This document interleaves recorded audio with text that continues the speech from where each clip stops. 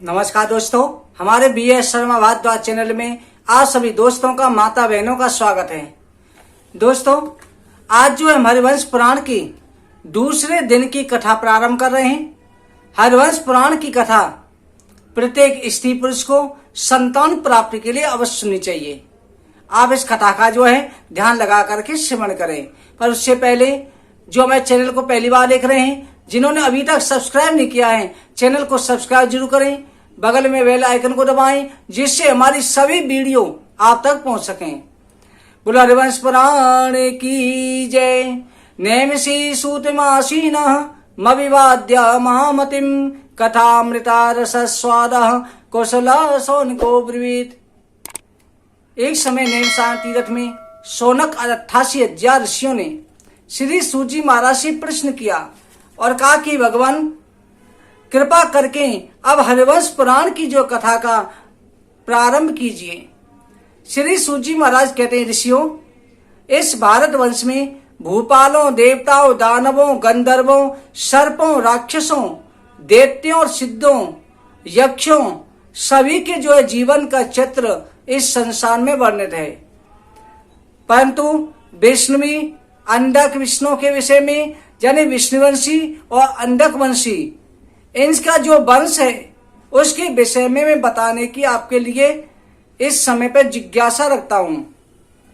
हे शौनक जी, जो शुद्ध है, चेतन है, स्वरूप है, आज पुरुष है, जो ईशान, पुरोहित, ऋत, अक्षर ब्रह्म है, सनातन है, जो सत है, असत है, जो सत असत से परे है, जो शिव स्वरूप है, जो सृष्टि का परम अविनाशी है, जो मंगलदायक है, मंगल मूर्ति है, जो सभी इंद्रियों को अपने बस में रखता है, उन ऋषिकेश भगवान को मैं नमस्कार करता हूं। श्री सूत जी महाराज कहते हैं कि ऋषियों, वैशंपायन जी ने राजा जनमेजय से कहा, राजन, जो चरित्र मैं आपको सुनाने जा रहा हूं, यह निश्चय ही दिव्य, पाप विनाशक तथा अनेक अर्थों से युक्त है। इस कथा को बार बार प्रेम पूर्वक सुनकर हृदय जो है आनंदित हो जाता है। स्वर्ग में भी पूजने योग्य है। जो अव्यक्त कारण है, नित्य है, सदात्मक है, प्रधान पुरुष है, उसी के द्वारा इस संसार की सृष्टि हुई है।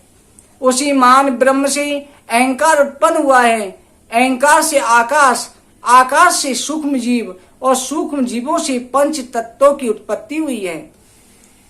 संपूर्ण विश्व सृष्टि का पूर्ण वृत्तांत मैं तुम्हें सुना रहा हूं, जिसके कीर्तन करने से, श्रवण करने से धन और यश की वृद्धि होती है, शत्रुओं का नाश होता है, आयु बढ़ती है और संतान की प्राप्ति होती है। भगवान ने सर्वप्रथम जीवों को प्रकट करने के लिए प्रजा को उत्पन्न करने का विचार किया।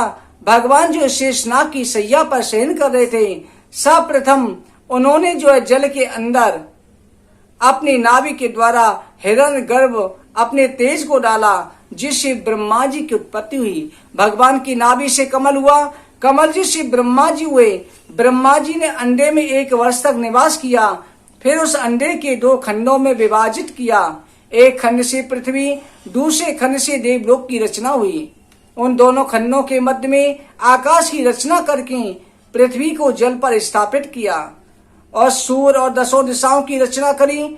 उसी अंडे से रति विषय प्रीति के रहित सृष्टि की रचना काल, मन, वचन, काम, क्रोध, अनुराग की ब्रह्मा जी ने रचना करी।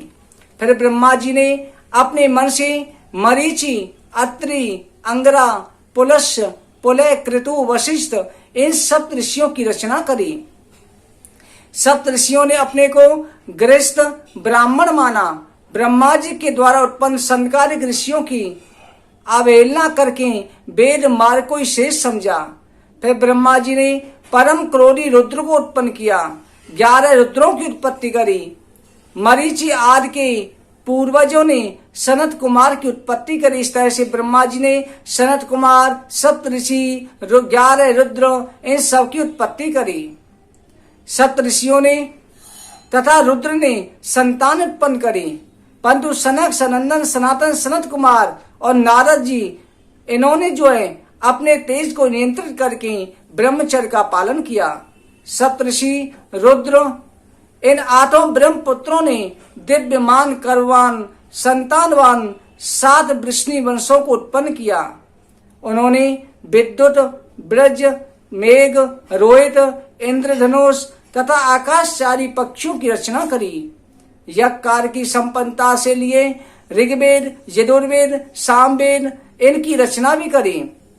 ब्रह्मा जी ने अपने मुख से देवगण, वृक्षस्थ से पितरगण और उपस्थ से मनुष्य गणों की, जंगाओं से असुर गणों की और साध्यों की रचना करी।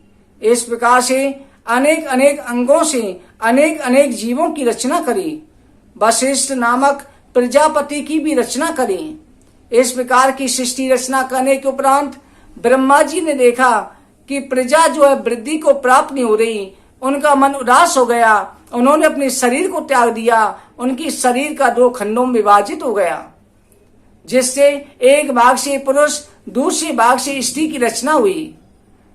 फिर उसके बाद में ब्रह्मा जी ने नया शरीर धारण करके उन स्त्री पुरुष को जो है मनु और शतरूपा का नाम दिया।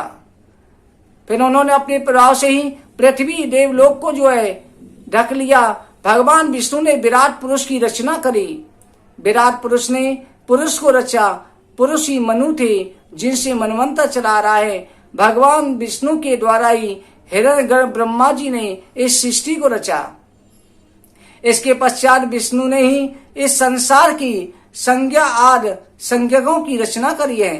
मनवंतरों की रचना करी, कल्पों की रचना करी, आयुष्मान, कीर्तिमान, धनवान, पुत्रवान इन सब की रचना करी। इस तरह से भगवान विष्णु के द्वारा ब्रह्म स्वरूप ब्रह्मा जी ने ही सृष्टि की रचना करना प्रारंभ किया।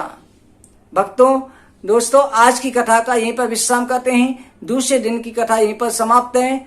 आप सभी भगवान श्री कृष्ण का ध्यान करें। बुलवाल कृष्ण लाल की जय, हरवंश पुराण की जय।